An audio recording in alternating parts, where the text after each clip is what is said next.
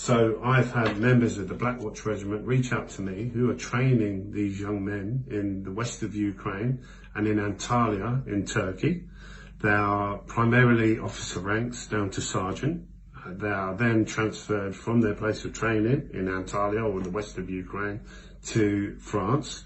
They sign the Official Secrets Act, and they're then shipped over in with the immigrants and in with the odd refugees, the scattering refugees, but primarily the foot soldiers. They're all forced to sign the Official Secrets Act before they come.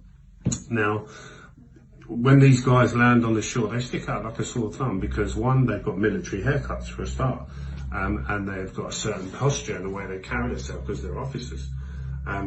That's what's happening. That's what's happening. They're then deploying these guys in key positions for up to 2-year contracts they're offering for these hoteliers. 2-year contracts, you know, and hundreds of thousands of them are coming in. There's 4 or 5 grand a week, 4 or 5,000 a week coming in. These young lads, yeah, they are UN soldiers and they will be deployed. They will be deployed. When they feel they've got the numbers and they can justify another lockdown, be that under the guise of climate change bullshit, or saying there's another variant as these people that have been jabbed.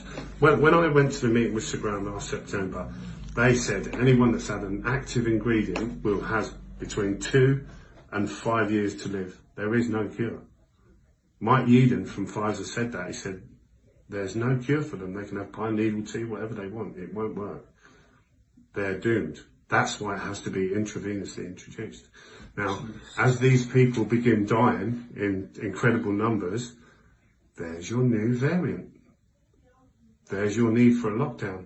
And then these guys can start manning roadblocks everywhere, policing, and they'll go door to door, picking on the ones that are the most vocal. So I suspect what will happen here is you'll see these new super prisons be filled, and there'll be outbreaks of COVID amongst the unvaccinated in these prisons.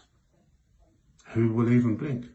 Who will even blink when you've got a country, half of whom are dying and sick, and they're told there's a new variant, and they're herding, taking away the danger, the unvaccinated, and there's outbreaks of COVID in these quarantine centres for the unvaccinated. Nobody's even going to blink. And that is the plan. But what about our own soldiers? They're posted abroad. They won't be here. They won't be here. The Black Watch know exactly what's happening. They're very frightened, I can tell you, but soldiers follow orders. And they're not posted in the UK. They're in the west of Ukraine, and they're fighting Russia, and they're in Antalya in Turkey. They're not going to be here. They may well know what's going on. They're soldiers. They'll do as they're told to. They're not going to be here. They're not going to be in the UK. It's going to be these foreign young lads. And the reason for that is the government know full well that they can't trust their own people because it's their women and kids they're targeting. And the other thing, the other reason it's being done for is because it was felt that British soldiers wouldn't be happy kicking in British doors. Why would they? Why would you want to kick in your own citizens, innocent people's doors and drag them off? But these young lads, these foreign young lads from Albania, from Iraq and Afghanistan, they're going to be only too happy to do that. And they'll do as they're told to do. That's the reality, you know. So that's what's happening. I've spoke to soldiers who have told me.